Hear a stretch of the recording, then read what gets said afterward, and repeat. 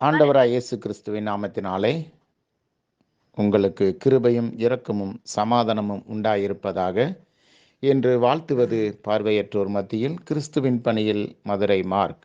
இந்த நாள் இனிய நாளாக இருக்க, ஆசீர்வாதத்துக்குரிய நாளாக இருக்க, பாதுகாப்பு தரும் நாளாக இருக்க கர்த்தர் நமக்கு துணை செய்வாராக. இந்த நாளிலே ஆண்டவருடைய வேத வார்த்தை ஏசாயா 54 அதிகாரம் 7வது வசனம் இப்படியாய் சொல்லுகிறது: இமைப்பொழுது உன்னை கைவிட்டேன், ஆனாலும் மனதுருக்கத்தினாலே இரக்கங்களினாலே நான் உன்னை சேர்த்து கொள்வேன். ஆண்டவர் சொல்றாரு, இமைப்பொழுது நான் உன்னை கைவிட்டாலும் ஆனாலும் நான் இரக்கங்களினால நான் உன்னை சேர்த்து கொள்வேன். மனதுருக்கமுள்ள இரக்கங்களினாலே நான் உன்னை சேர்த்து கொள்வேன் அப்படின்னு ஆண்டவர் சொல்றார். சில நேரங்களில் நம்ம கைவிடப்பட்டது போல தோன்றலாம், ஆனால் அவர் கைவிடாத தேவன், மனதுருக்கம் உள்ள கர்த்தர்.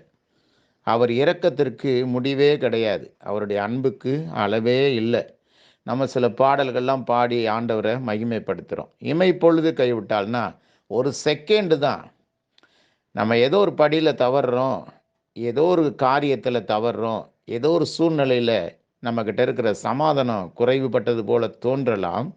அந்த செகண்டை நம்ம என்ன செஞ்சிடும், ஆண்டவர் ஏன் என்னை கைவிட்டாரோ, ஆண்டவர் என்னை மறந்துட்டாரோ, ஆண்டவர் என்னை நினைக்கலையோ, எனக்கு தூரமாக இருக்கிறாரோ அப்படின்னு பலவிதமான சிந்தனைகளில் போயிடுறோம்.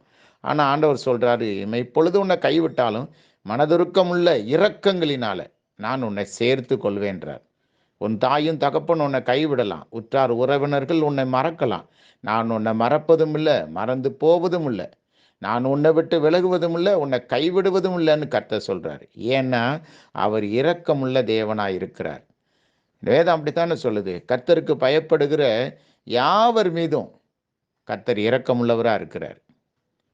தேவனுக்கு பயந்திருந்தா போதும், அவருடைய வசனத்தை அண்டி இருந்தால் போதும், அவர் மனதுருக்கமுள்ள கர்த்தர் நம்மை சேர்த்து கொள்வார். எந்த ஒரு சூழ்நிலையிலையும் எந்த ஒரு காரியத்திலையும் ஆண்டவர் நம்மளை கைவிடவே மாட்டார். ஏன்னா அவர் சொல்லியிருக்கிறார், நான் உன்னை விட்டு விலகுவதும் இல்லை, உன்னை கைவிடுவதும் இல்லை என்றிருக்கிறார். ஆறுதல் படுத்தணும். அந்த காலத்தில் யோசுவா புலம்புனார், எப்படி இவ்வளவு ஜனங்களை, மோசேக்கு இருந்த ஞானம் நமக்கு இல்லையே, எப்படி இவ்வளவு ஆட்களை இஸ்ரவேல் ஜனங்களை வழி நடத்துனது, அப்படி யோசித்துட்டு இருக்க போது ஆண்டவர் போய் சொல்கிறாரு, நான் மோசையோடு இருந்தது போல நான் உன்னோடு கூட இருப்பேன். நீ செய்கிற காரியம் உனக்கு முன்னாடி யாருமே இந்த பூமியில் எதிர்த்து நிற்க முடியாது, அந்த அளவுக்கு ஒன்று நான் உன் கூட இருப்பேன்ப்பா அப்படின்னு ஆறுதல் செய்தார். ஆறுதல் மாத்திரமல்ல, வாக்கு கொடுத்தார். இன்னைக்கு அதே தேவன் தான் உங்களோட என்னோட சொல்கிறாரு, இமைப்பொழுது நீங்கள் கைவிடப்பட்டது போல உணர்ந்தாலும் ஆண்டவர் நம்மளை கைவிட மாட்டார். நம்முடைய தாய் தகப்பன் யார் வேணாலும் நம்மளை மறந்து போகலாம், ஆனால் அவர் நம்மளை மறக்காத தேவன். நம்மளோட மனமகிழ்ச்சிக்கும் நம்முடைய சமாதானத்துக்கும் நம்முடைய குடும்பத்தில் ஒரு ஐக்கியத்திற்கும் சில நேரங்களில் ஒரு கொஞ்ச நேரம் அப்படி ஒரு சூழ்நிலை வரலாம், ஆனாலும் அதை நிரந்தரமாய் தருகிறவர் அவர் தான். அவர் நம்ம கூட இருக்கிறார், அவர் நம்மளை விட்டு விலகாதவர். ஆகவே அவரிடத்துல சில சோதனைகள், சில வேதனைகள், சில பிரிவுகள், சில குழப்பங்கள் வந்தாலும் அவரிடத்துல சொல்லுங்க, அவர் நம்மளை கைவிடாதவர், அவர் ஆலோசனை கர்த்தர், அவர் அதிசயமானவர். அவர் நம்ம கூட இருந்து நம்ம நடக்க வேண்டிய வழிகளை காட்டுவார்.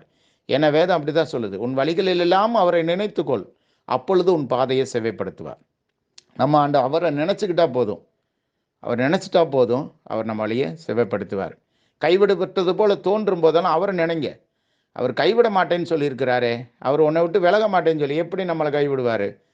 இது பிசாசுடைய வேலை, அதில் நம்ம ஜெயிக்கணும். ஆண்டவரை நினைத்து கொள்வோமானால் நமக்கு முன்னாடி இருக்கிற எல்லா காரியத்திலும் செவ்வையான காரியமாய் மாற்ற கர்த்தர் வல்லவராக இருக்கிறார். நாம் ஜெபிக்கலாம்.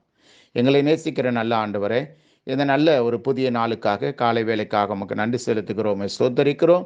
ஆண்டவரே, சிறு சிறு சோதனைகள் வேதனைகள் வந்தாலும் கர்த்தர் எங்களை கைவிடாத தேவனாய் இருக்கிறீர். நாங்கள் மனிதர்கள், மனித சிந்தையில் சில நேரங்களில் நாங்கள் ஆண்டவருமே மறந்துடுறோம். ஆண்டவரே, நீ செய்த அற்புதங்களையும் அதிசயங்களையும் நாங்கள் மறந்துடுறோம். ஆனால் இன்னைக்கு எங்களுக்கு உணர்த்திருக்கிறீங்க, இமைப்பொழுது நான் உன்னை கைவிட்டாலும் மனதுருக்கத்தினாலும் இரக்கத்தினாலும் நான் உன்னை சேர்த்துக்கொள்வேன்னு சொல்லியிருக்கிறீங்க. நன்றி செலுத்துகிறோம் அப்பா. ஆண்டவரே, இந்த நாளிலும் கூட நாங்கள் போகிற இடங்களிலும் வருகிற இடங்களிலும் அப்படிப்பட்ட ஒரு சோர்வுகள் வந்தாலும் எங்களை பலப்படுத்துகிறவர் எங்களோடு கூட இருந்து எங்களை பலப்படுத்துங்க. அநேகருக்கு முன்னாடி நாங்கள் தலை குனிந்து போகாதபடிக்கு, வெக்கப்பட்டு போகாதபடிக்கு கர்த்தர் எங்களை விளக்க ஏற்றி வைங்க, தலை நிமிரச் செய்யுங்கப்பா. ஆண்டவரே, எல்லா சூழ்நிலையிலும் நாங்கள் மனரம்யமாய் வாழ வளர கர்த்தர் எங்களுக்கு உதவி செய்யுங்க. ஆண்டவரே, வேலை பார்க்குற இடங்களில், ஊழியம் செய்கிற இடங்களில், ஆண்டவரே, நாங்கள் எந்த இடத்துல நிற்கிறோமோ அந்த இடத்தெல்லாம் உடைய சாட்சியை காத்துக்கொள்வதற்கு கர்த்தர் கிருபை செய்யுங்க. சமாதானத்தையும் மகிழ்ச்சியும் எங்களுக்கும் எங்கள் குடும்பங்களுக்கும் எங்கள் பிள்ளைகள் மத்தியிலும் நிரந்தரமாய் கர்த்தர் தரும்படியாய் கூட நாங்கள் ஜெபிக்கிறோம். இந்த நாள் முழுவதும் நீர் எங்களோடு கூட இருந்து கைவிடாத தேவன் எங்கள் கரங்களை பிடித்து எங்களை நடத்தும்படியாய் கூட நாங்கள் ஜெபிக்கிறோம். எல்லாவற்றையும் உடைய பாதம் வைக்கிறோம். இயேசுவின் நாமத்தில் ஜெபிக்கிறோம் நல்ல பிதாவே. ஆமேன், ஆமேன். கர்த்தருக்கு பிரியமானவர்களே, சில சோதனைகள் வேதனைகள் வந்தாலும் அவர் நம்மளை கைவிட மாட்டார். அவரை அண்டிக் கொள்ளுகிறவர் தான் அவர் கேடகமாக இருக்கிறார். ஆகவே அந்த வசனத்தை பிடித்து கொள்வோம், அதன் ஆசீர்வாதத்தை சுதந்தரித்துக் கொள்வோம். நன்றி உறவுகளே, நன்றி.